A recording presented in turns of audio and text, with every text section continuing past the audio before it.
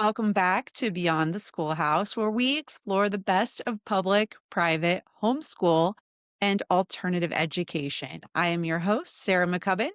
And in episode one, my co host, Simit Patel, interviewed me so you could hear my story and my vision behind the podcast. Today, I get to turn the tables and you'll meet Simit, not just my co host here, but also my business partner at schoolmaking.com, where we help parents and communities launch their own homeschool groups and micro schools. Simit is a software engineer by trade, a dad of three, and someone who thinks very deeply about education, technology, and the peer groups that shape our kids. In this conversation, we dive into why his family chose private school despite the cost, how he sees AI reshaping education, and what he believes every parent should do before they decide on a school. It is an eye-opening conversation you won't want to miss. Let's get started.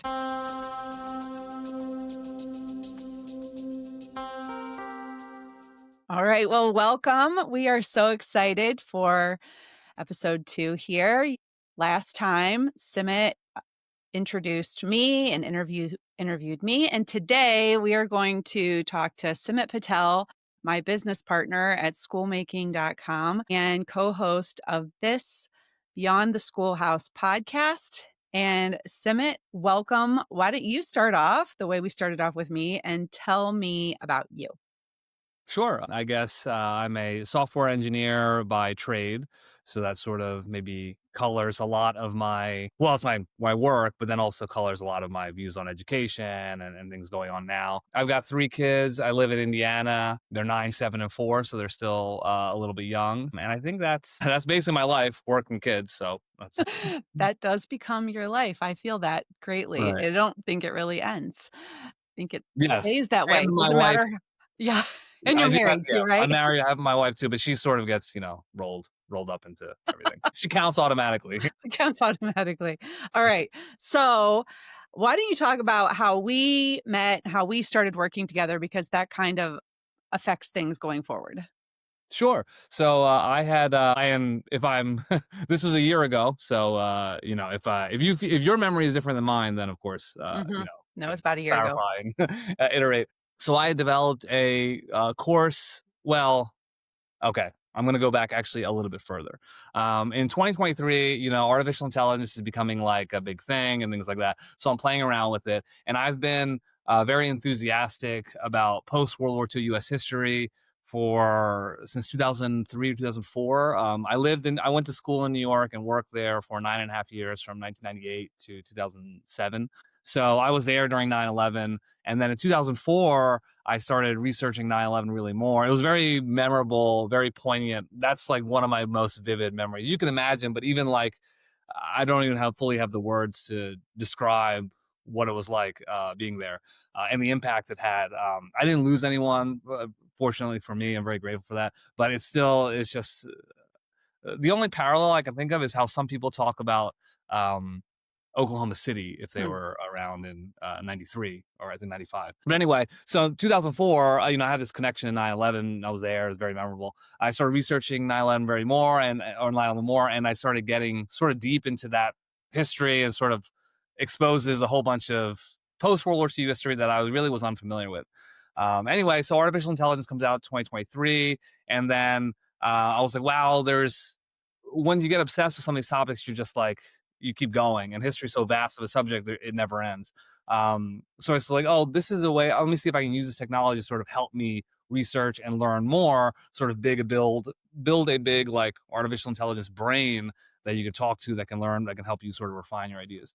Okay, so I tried that, and I was like, oh, this is a little interesting, but how do I get users? How do I sort of do stuff like that? And eventually, after a few iterations, I was like, let's build a course that's largely developed with artificial intelligence.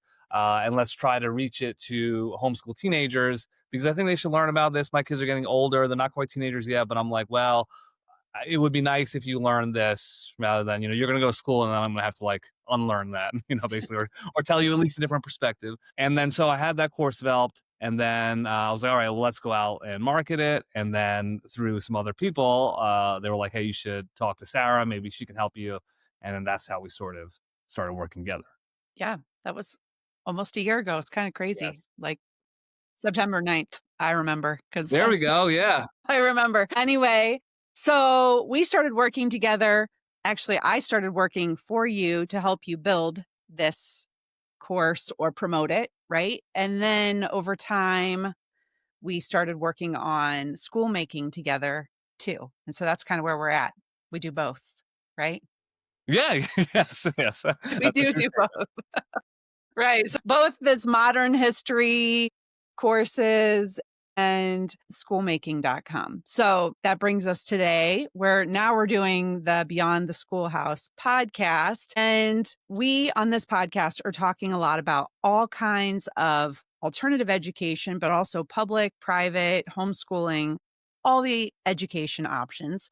And you don't homeschool. So what do you do for your kids' education? They go to a private school, which is a very large financial burden for us. Is probably our biggest expense. But I think, and I guess one thing I would encourage all parents, I'm still surprised that I feel like most parents don't do this, is to just research all the educational options that you think are that are available to you.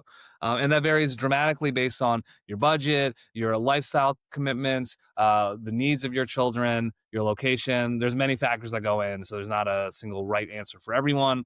But I think many people just sort of take the default, well, they're 5 years old, so I'm going to send them to school, which is often going to be a great answer. But I think, you can at least look around and explore, especially today, there's more options than ever.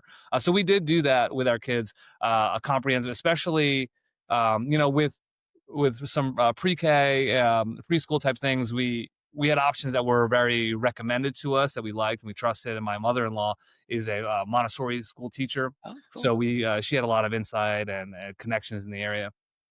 So that was clear. And then as my oldest son was in kindergarten, we started thinking about more about first grade and what we want to do. So we looked at a whole bunch of schools in the area.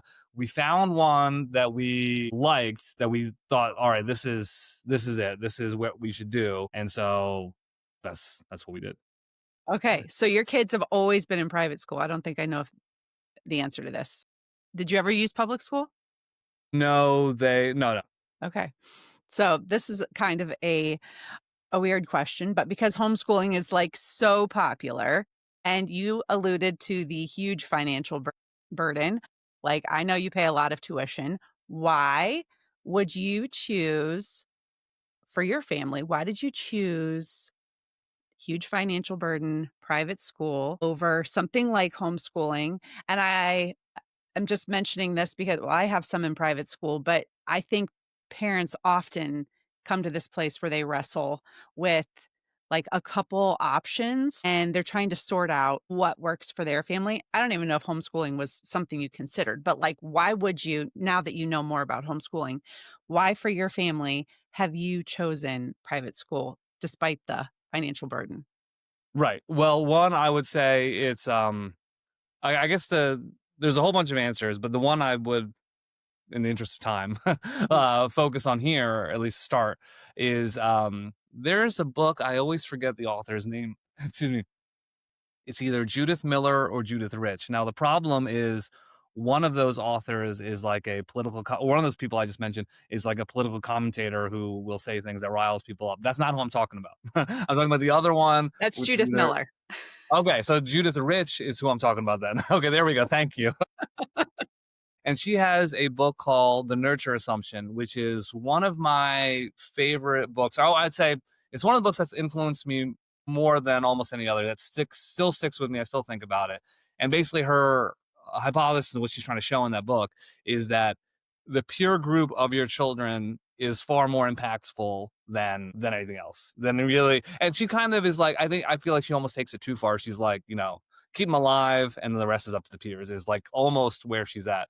I would say maybe not to that extent, but I do think the peer group is like, I was persuaded by her argument that it's a major focus. So that was one of the things we were looking for, is like, where can they get a peer group that's really going to have be like good people, right? That's a major thing. Like have a good heart, but also they're academically motivated. They're going to be like, if everyone around you is excelling and working hard, then you will naturally be motivated to do your best. If everyone else out there is coasting or goofing off or, throwing paper airplanes or whatever, then you'll just be, you're more inclined to just take the easy path also. So I think to go back to the question, we found a school that fits what we're looking for in terms of the peer group. And that's still remains to be the biggest factor.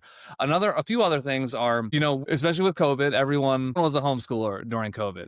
And, we saw that, I'm sure I've seen this, parents talk about this all the time. Like they're not often cooperative. So we try to do a math worksheet or something like that. And something that really, and I know they have the ability, we're not pushing them way beyond what they're capable of. But, we spend maybe an hour and a half, mostly negotiating or telling them and then getting frustrated. And then there's crying. And so, and then maybe in that hour and a half period, we might actually have 15 minutes, that might be a little generous, honestly, of actual instruction and work being done. But when they're in that peer group and when they're at school, they're not like that. And it's funny because like, we have parent teacher conferences and they, especially our daughter gets praised, oh, she's so wonderful. She's so great. She's so helpful, so cooperative, a role model. And we're like, are we talking about the same person here? Like, this is not, not what we have at all at home, which I'm sure many parents can relate to that. And then an extension of that, one last thing, extension of that is, we also realize that like teaching is a real skill. Like it's a good, and I've learned a lot from them being in school and then seeing, so what, even now we still reinforce what they're doing in school at home, and the still kids will complain about that, but they've gotten, now it's like habit. We've overcome a lot of that. So they're doing it. But a lot of it is like, I view the teachers as like the head coach, the main one who sets the vision and guides it. And then my wife and I can sort of reinforce things at home. And that works a lot better because when I was trying to following what their assignments are giving and things like that, when I was trying to teach them even simple things like addition and carrying the one and regrouping and things like that, I was not doing it great. I learned how to do it better. But then that leads to me getting frustrated. It's like, it's not good. Whereas like they made a lot of progress. I think a lot of that comes from the teachers. So just to tap into that, rather than, I'd much rather than me figure it out, and then them lose 3-4 years of me learning how to teach, they can sort of learn with someone who's an experienced teacher, is good. And then, they don't have to go through that. And I don't have to go through that. Yes. Okay. I just want you to know that like all the homeschool moms feel very seen right now. Like Yeah. they all feel very Well, I see seen, it. especially the hour and a half of negotiating to maybe get 15 minutes of schoolwork done. They feel seen. I feel seen right now. I see it in the comments. I see all the parents that are like, I don't know if I can do this anymore. I'm pulling my hair out, type of thing. Yes. So yeah, Yes. I understand. Yeah. And that's why we don't make decisions on our worst days because we would all make different decisions if we are on our worst days. In our family, we joke that you shouldn't make decisions about your kid's school education in February because nobody feels good about school in February. Doesn't matter if you go to public school, private school, homeschool. February, at least in the North, is cold and yucky, and everybody's been inside for months. And so everybody feels a little desperate. And so it's a bad idea to make decisions in February. Right. But all right. So you and I have talked a lot about AI because that's your area of specialty. And I've definitely learned a lot from you. But there is a huge move in education to incorporate AI into education. Like the ed tech space is exploding. And some of that's probably good. Some of it's probably not. First question is, do you use any AI with your kids at home? A little bit what they really love is there's something, well, they love a couple things. But the main sort of thing, as you know me, Sarah knows this, but I'm like, I tend to be quite structured and want to have a process and an implementation, a Mhm. system for all of life, everything. Mhm. So I will one sort of system we have is a reward I'll try to use with the kids is, all right, if you do XYZ, often I'll try to milk as much as I can, then we'll create an AI video together, which might take, 10 minutes or something like that. And basically what that process is, there's a model called VO3, VEO, and the number three. It's made by Google, and you can sort of describe a video scene, and it'll create, an 8-second video. And then, of course, kids, and honestly, many adults too, you can just create a ridiculous scene. And Google has a lot of guardrails to prevent you from creating, an inappropriate or objectionable scene. And my son, my oldest son is 9, so he'll want to do let's have like a man crashes into a building and then a dog throws him in a pizza oven, ha ha ha, like something like ridiculous like that, and Google will reject it on grounds of being, too violent. So maybe Sure. I get it, maybe, but that's I don't think my son had like malicious intent or anything Right. like that. It's just thrown out. But anyway, so we'll do something like that as a reward, and I try to get them to be maybe a little educational, like, all right, like think about the scene that you want. That's like the real exercise here. Think about it, be as descriptive as you can. And remember, the video can include sound, so feel free to describe the sound. So we'll do that. That tends to be fun. And then sometimes I'll let them briefly, not much, if they ask for it and plead, and if they come up with they know how to manipulate me a little bit. Like, oh, if I make it sound like there's a real use case here, then he'll be more inclined. And so occasionally, I'll be like, hey, can I ask Claude some question? And then usually it might start off as a somewhat authentic question, but then 3-4 chats into it, it will devolve into something absurd that's just a pure joke. Okay. But that's basically how we use it. Not really too much. So you don't use it much for education at all, right? Like, or do you? No, one thing I had done with my daughter before was generate, because she was complaining about doing math with us at home, was generate math problems. And this was when she was 6 years old. So first grade math, addition, subtraction, word problems that would leverage, like it would be personalized stories. So like, it would include references of her friends. It would reference an inside joke that we had at dinner yesterday or something like that, just to make it a little more engaging, reference some of her hobbies or some of her favorite books and things like that. And so now I still, that was okay. I still honestly just like, there's so many good math curriculum out there that Mhm. I will just prefer that. And she's 7. She's a little bit, I don't need as much fun gimmicky type things, and Mhm. we can get sort of, she knows that I won't give up. I'll keep bothering her. She's accepted her fate, and It's kinda nice when they get to that stage. Although I found my kids kinda take turns, like the one that was difficult, when they finally kind of are compliant, then another one's like, "It's my turn to be difficult," and they just kind of, like, rotate. So, right. It's a I don't group ever get a break. strategy. Yeah, I don't get the break, but they kind of, like, slowly spiral upwards in their, like, abilities. So, we talk a lot about ed tech and education and AI. What have you seen in education in all these different spaces and places that you think is a good use of AI?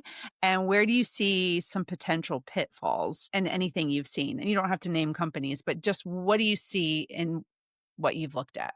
Yes. Well, I'll start with the dislike first, because I very much dislike it. There's a lot of AI solutions that are trying to essentially remove teachers basically, or greatly diminish the role of teachers. And they're trying to basically have it like where you're learning from the computer, you're learning from a chatbot, and like at most they'll have like a human who's on the side who is sort of there for like adult supervision if it's like a school type thing, or maybe can answer a couple questions, but they're not a subject matter expert. They're not really a teacher who knows how to teach.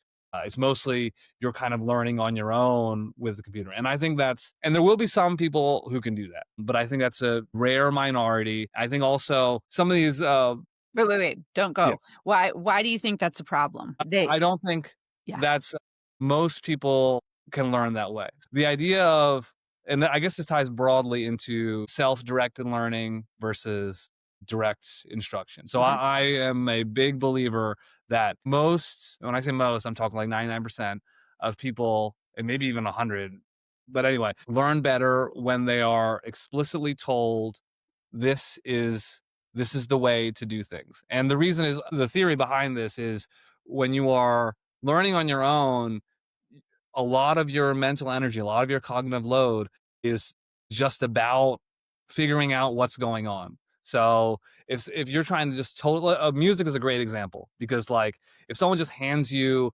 a guitar or a piano and like, all right, go figure out how to make a song, like, yes, you could do it. But if someone gives you a musical instrument, says, hey, we're going to practice these notes, and then we're going to practice these chords, and this is how you put them together, and this is how rhythm is, and this is music theory, it is much, much easier. It might be more boring, right? But also, it's probably less boring than just flailing around with a musical instrument and just being like, I don't know what this is. That's totally demoralizing. But I think that music is a very clear illustration of that. But I think that applies to any discipline, really. And a good teacher can break it down and say, all right, we're going to start with this. Like math is like, you know, we're just going to start with counting, right? When you're very young, and then we're going to start with skip counting. We're going to count backwards. Let's get really good at counting. And then we're going to add in addition. Then we're going to add in subtraction. You know what I mean? But the educator breaks it down, right? And everyone does this with English too. And a lot of these places, they want to avoid the really early childhood for a variety of reasons. But also what they're missing is that no kid, or almost no kid, can just pick it up on their own. Like, you probably want to show them the alphabet, what the sounds are. Then we're going to start blending the sounds, and that type of Mhm. thing. And I think the idea that you can just chat your way to a complete education I'm very skeptical, especially with young age. It's one thing if you're an expert in a subject and you're looking to add on, then maybe you can drill down further. You know what I mean? But just for Mhm. these young kids that they're still at the foundational level. There's a lot of foundation that needs to be set. I'm very skeptical of this approach. Right. Sorry. Well, and they need human interaction too to like help them find their own gaps, and every kid has their own gaps. Like, even if a curriculum is excellent and complete, a child might not understand a few different components, and an AI can't rephrase it or really find the nuance of what the kid is missing. I think that's what it is. They're missing it's hard to create a program that captures the nuance of a human educator, whether that's like the emotional needs of a child or the actual direct instruction of the subject or some other component. Kids learn with a lot of nuance. It's not just the facts. Yes. No, totally. And also, a big thing is motivation, meaning like everyone, Yeah. if you're not struggling at all in your academic journey, then you're not doing it right. Like, you have to, somewhere there's going to be some struggle, right? You're going to Right. struggle, you're going to overcome that struggle. But when you're struggling, you're not feeling good about yourself and it's hard and you're getting frustrated, a human who can relate to that, who can motivate you in the right Yeah. way, that's a human thing. I don't. And now the AI true believers will say that, AI will get there too, and they're going to show all these stats and all these things. I'm quite skeptical. And one other thing is that, some of these, when you hear these great stories, oh, this kid went to this AI school and he learned everything and now he's like a genius. A lot of that is like filtering. Like, some of these schools are set up in a very high income area. They're charging high tuition, so now you're just attracting a population that has like all the benefits to begin with. Like, it's going to be way easier for a kid to learn on his own if he's got two parents, he goes home and has a healthy meal, gets a full night of sleep, like all that type of stuff. Whereas, like, let's take the population at large. Can they really learn in this way? I don't. Yeah. All right. So that's like the negative side of it. Oh, yeah. What do you see? What do you see that's positive? Yes, I do love the ways in which it can make the job of teaching easier. As any parent, well, as parents are educating in some way, whether you're, like, to me, there's a large overlap between parent and educator. You're always teaching. You may not be teaching them, math and English and writing and stuff like that, but you're teaching them something, whether you know it or not. And you're always kind of trying to guide them on, hopefully a good path. And teaching, as every parent knows, can be frustrating. It can lead to, getting burned out. So anything that makes it easier for educators, I love that. So there's things that help. There's tools that help, AI tools that help educators with grading, that help them with a lot of like the form filling out. There's so much bureaucracy in a lot of schools. The more we can reduce that burden so that teachers have more energy and can focus on actual instruction and the human interaction with their students, which many teachers like, then I think that's better for everyone. It means the teachers will be less likely to be burned out. They'll enjoy their job more. There's still a lot of teacher burnout, meaning they might teach for 6, 7 years and they're like, I need to do something else because I'm exhausted. So if we can, if we're concerned about not being enough teachers, not being enough qualified teachers, let's make it easier. Let's make the profession more fun, appealing, and let's use tools to do that. I think that's great. Okay, so to remove like a lot of the work behind the repetitive tasks, kind of. Yeah, and even lesson plan generation, Mhm. which is not that can be very time consuming. It's not I wouldn't call it really a repetitive task, but it is time consuming and it's not directly about connecting with the student. Let's reduce that. Okay, one tiny last question. Your kids aren't in high school yet, but mine are. And Yes. so a lot of schools are coming up with AI policies. My kid's school has one. And a lot of homeschoolers are kind of playing around with AI. So it's different with elementary kids because they're not writing papers or they don't have access to the tools as easily, whereas older kids can go find the tools, right? They've got devices and phones and computers and whatever. So what do you think about, we'll just use ChatGPT or Claude or whatever. What do you think about high school kids or college kids using, like, what's the responsible and irresponsible use of AI? And then we'll, Well, I do love my kids' school is a K-8 school, and they recently implemented a no smartphones, no smart watches policy during the school when you're in school. Mhm. And I do love that for K-12 even. So I was very supportive when the head of school announced that. I think that's great. And I think because of ChatGPT and things like that, I think a return to in classroom writing is going to be the way to go. I do think there's a few studies about this actually, because this problem isn't totally new. Where I forget the exact paper; it's out there somewhere on the internet, but it basically shows that homework students who did homework were learning more and were doing better in school, and they controlled for other factors up until 2004, maybe 2003. But then after that, uh, the homework really was not helping kids learn in this, according to this study, which I found to be credible. And the authors were arguing that the internet in general just made reduce the benefit of homework and then by 2004 you started seeing internet usage more widespread. And now I think ChatGPT and all these AI solutions is just the extension of that. Now it's like now very easy. Before you could have cut and paste or tweak a couple sentences. Now you're just like literally cut and paste, and that's the whole thing. Um, yeah, I think people still need to learn to read and write and think on their own. I think that we're going to have to control the environment in school. And that's mostly what I think about it. It's good for research, but you do need to learn to read and write. yeah. Well, my kid's school has a like no AI policy period, which is interesting trying to enforce it because AI has gotten so good that you can't really tell if somebody uses it really well. So their policy is that they maintain writing samples from the students that are that were in a non-AI environment. And so if they think a student is using AI, that's part of their process is to match writing samples. Like, oh, this is how your son Joe actually writes in his non-AI state. And then this is the paper he turned in last Friday. This is part of the tools they use to help sort it out because they do want the kids to be able to write well as Right, well. but So I'm concerned that approach is one. It's going to yield some false positives, meaning yes. some kid honestly did it, and then the system says no, and then Yeah. you're penalizing a kid who was playing by the rules and did it right, which is Yes. very not Yes. good. You know That what I mean? was part of my argument with them because I And it also creates this. I don't think, going back to what we talked about a little bit earlier, like teachers you want to have a productive relationship with a student. You want to be their motivator. You want to be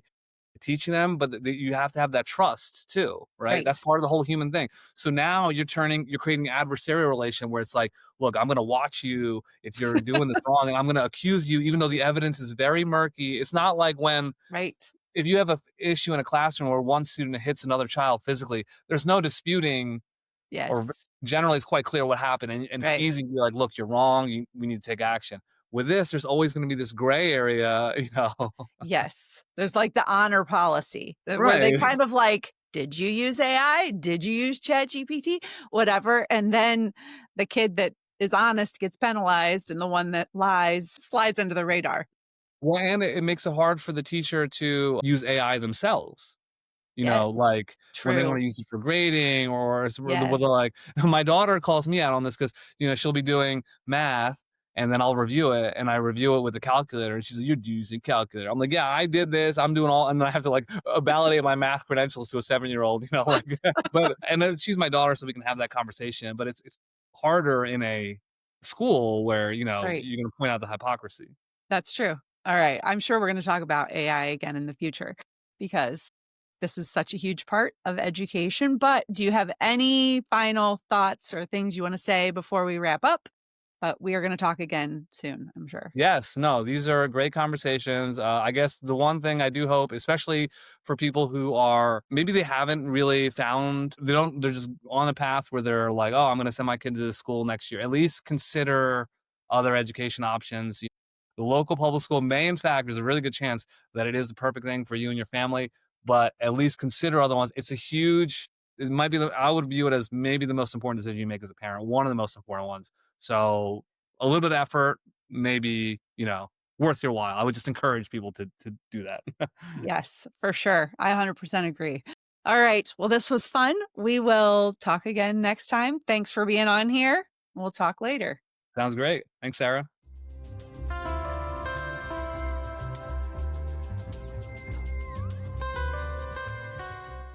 Thanks so much for listening to Beyond the Schoolhouse. If you enjoyed today's episode, be sure to like, subscribe, and share the podcast so more families can discover new possibilities for learning.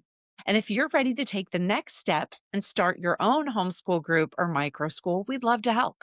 Just head over to schoolmaking.com and fill out the form. We'll send you tools and guidance to get started. Until next time, remember, learning doesn't just happen in the classroom, it happens everywhere.